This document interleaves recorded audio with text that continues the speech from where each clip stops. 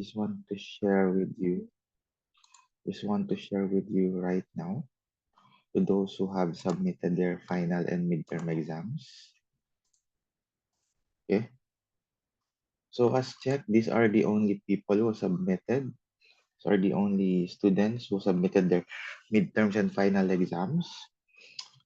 To those who have not submitted, I can give you until tomorrow, Monday, to submit all your final exams. So if you have not yet submitted it, okay? So this means that if your name is here, it means that I already recorded your midterm and final exams. Okay. So these are the people that I acknowledge that they already sent their midterm and finals.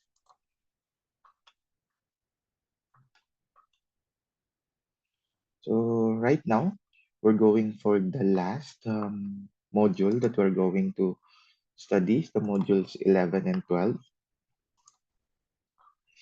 But before that, let us first bow down our heads for a word of prayer for our class today. Let's pray. Great God, loving Heavenly Father, our Redeemer, our Creator, and our Savior, we would like to praise you for your goodness and faithfulness to us each day.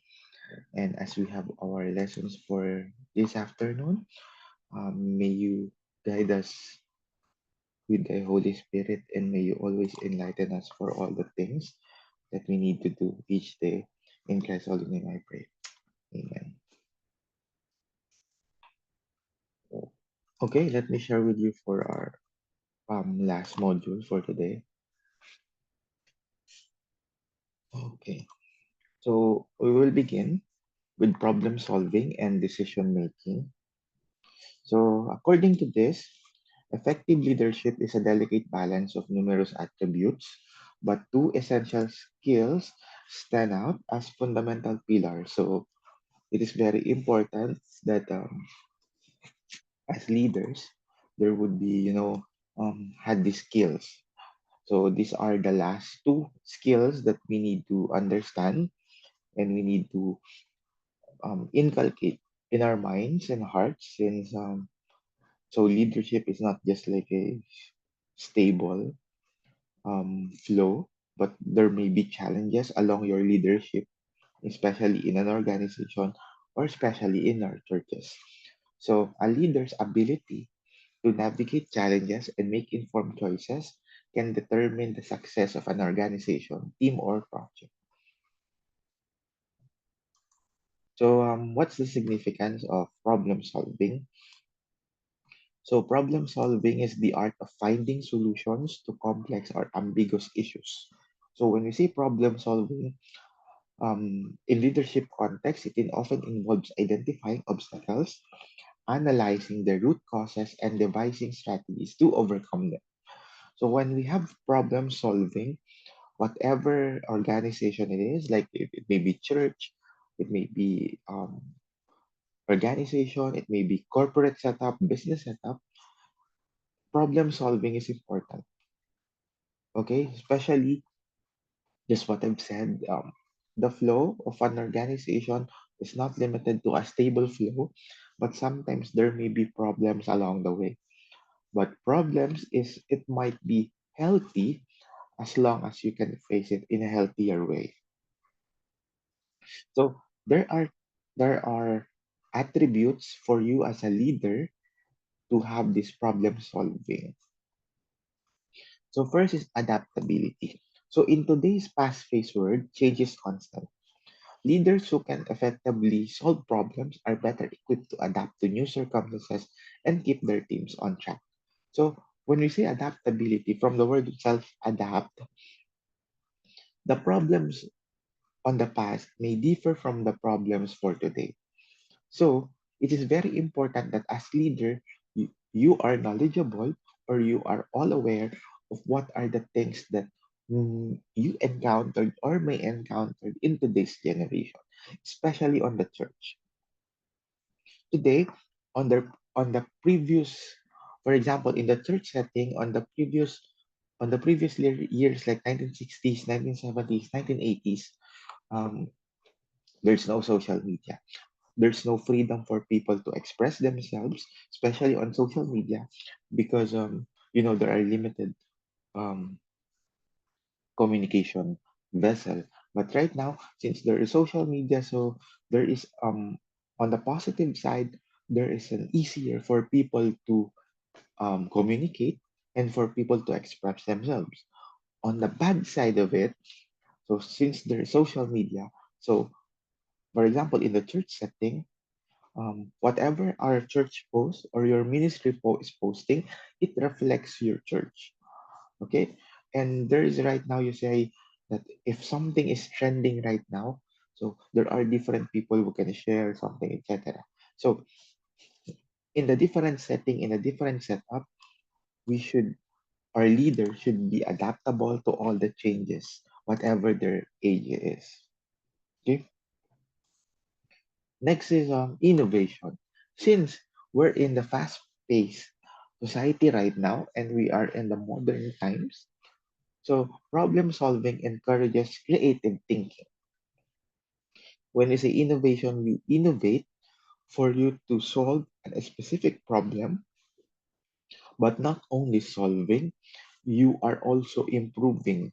You are also in progress when you're doing innovations. So leaders who foster innovation with their teams can find unique solutions that give their organizations a competitive edge. So it's very important that whatever group you are into as a leader, you innovate things. You think outside of the box. Like not all problem solving, not like there may be people like that can solve 10 times 10 into 100, but there are people that can solve that in other way, but still the result would be 10, the result of 10 times 10. And also in problem solving, it's not limited to the problems, challenges, issues of as a group, but sometimes it also arises with the problems between team members or church members. So conflict resolution also is one of the attributes you need to have because disagreements and conflicts are inevitable. So leaders who are skilled in problem solving can mediate disputes and maintains a harmonious working environment.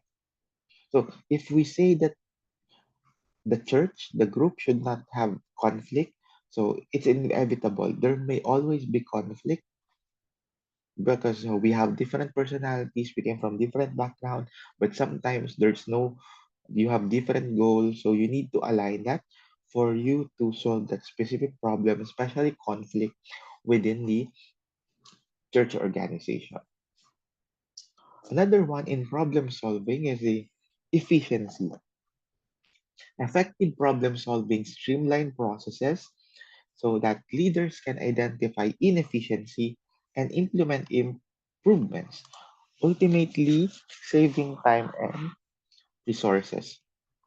So, what's the difference between effectivity and efficiency? The difference between efficiency is that it involves time. It involves the quickness or the way you do things in a specific time. The lesser time you solve the conflict, the lesser time you solve the problem, you can say that you're inefficient. So effective means you also settle the problem, you solve the problem. That's effective. Efficiency is how much time it will take for you to solve the problem. So that's why efficiency is very important. Like, how efficient are you? Can you solve a church problem within 2 months, 3 months, 1 day, 2 days? So that you can measure the efficiency. So as we discuss about efficiency, the problem solving attributes, we'll now go to the art of decision making. So when you solve problems, you also do decisions. So when you do decisions, it is much significant for you to decide. It's like a willpower that you do these things, you do these things. When you are incapable of doing decisions, you just always let people manage church or king, it's quite crucial. So that's why decision is very important on make on or not only decision making but also implementing decisions. Decision making is the process of selecting the best course of action from multiple alternatives. So right now you already have solutions, you already have alternatives on a specific problem. So now you need to choose what's the best option to solve this problem, and it's part of the decision making. Leaders often face decisions with high stakes and far-reaching consequences. So whatever you choose, there will be a corresponding consequences. There's no there's limited, like it may be you choose this one and there is a consequence. Every choice that we make has a corresponding consequences. Like for example, you do these things, you you decide on this matter, there would be people that will be against you, against your decision. But as long as you face that decision, you will face the consequences. That would be okay.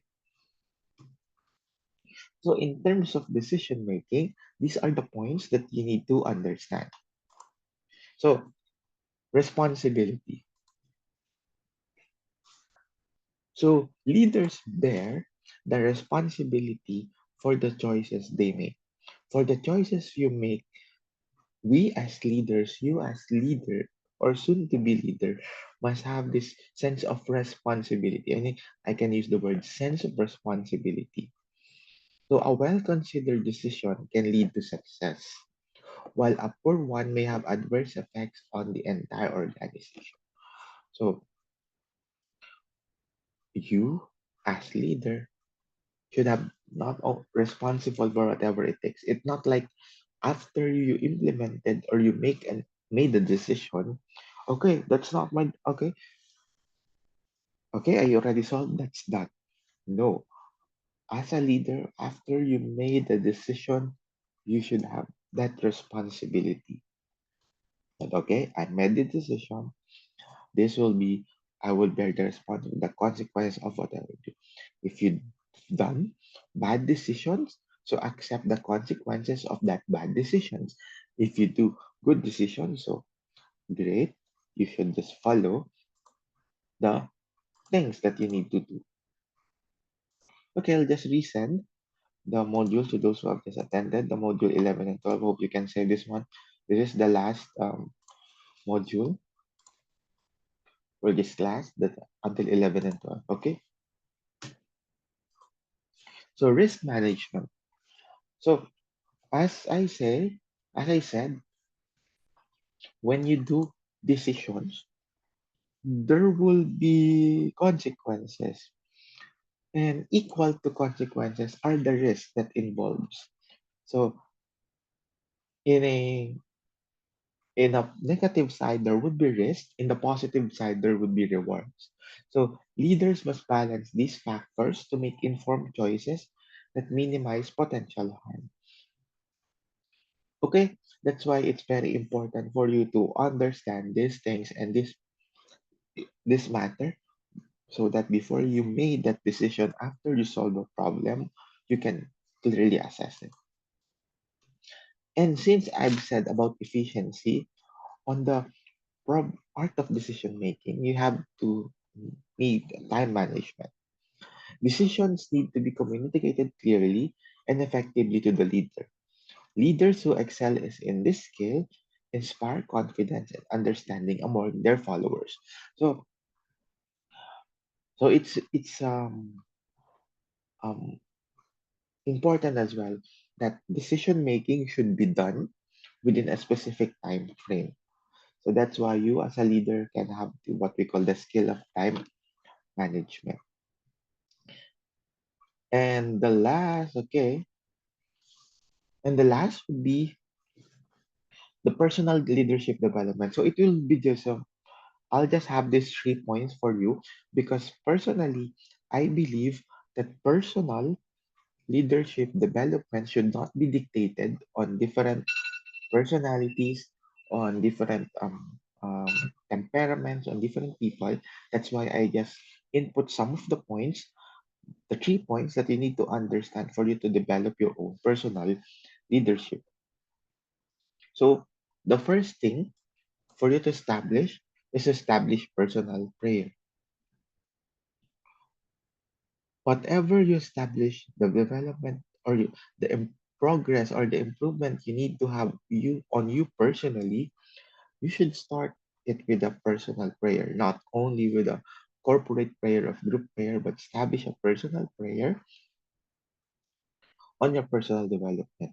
Because as a leader, it is grounded, it gives you humility, it gives you the understanding that decisions should be aligned with God's will and not your own personal will. It is giving you the understanding that, Lord, help me on this. Lord, may your will always be done. Whatever your decisions, whatever you may be, or keep on track, if you're keep on track on the goals and mission that our church should have. So you need to establish personal prayer on your development. The next one is to define your strategy and values. So to to be grounded of your personal development, you should know what are your values. What are the things that I need? So when I say define your values, because we have we have values grounded already, but sometimes it depends on the personality. When you're an extroverted one, you tend to express yourselves. When you're an introverted one, you are having difficulty in expressing yourself in the public. So defining your strategy aligned with your values is very important for you to know what are the things needed to be done, what are the points that I need to achieve. So how can I strategize communicating with this person? How can I strategize communicating with the community? So that should clearly define on your strategy and values. And the last is through discipleship. As you develop as leaders, you develop also leaders around you. This is what we call as discipleship. A good leader can develop leaders within them, within their group. It may be indirect, direct, or indirect. So it is much more significant for you to let other people know your um, goals, your mission. So sooner or later, there would be another leader in terms of your personal development. Okay? So I guess that will only be the the last. Okay. So I'll just send you right now to those who have not received all the presentation. I'll send with you all the presentation on this group from module 1 to 12. Okay, so because I think some people um have not saved it, I'll send it now.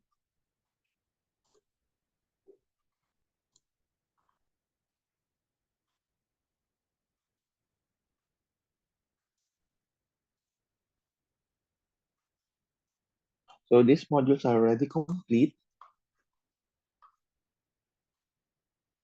Okay, just save it on the group.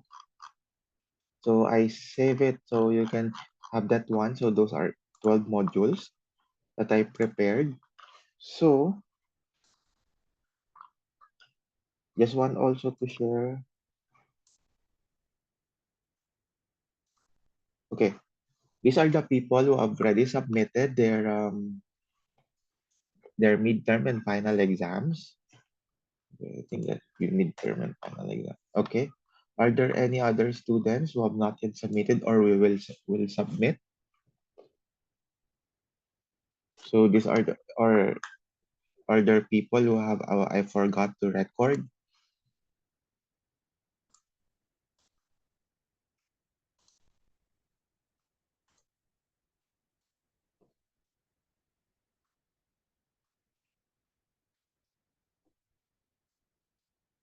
Okay, and I just see the chat box. Okay, so I'll not get too much of your time. Okay, so I'll just have this on the screen to have now submitted and recorded, and I think that's it. So I'd like to thank you all for attending our class, and I think you also have other requirements with the other class or exams, whatever it may be. So hope you have a great day today, and yeah, that's it. Thank you so much. God bless. Thank you, sir. God bless too.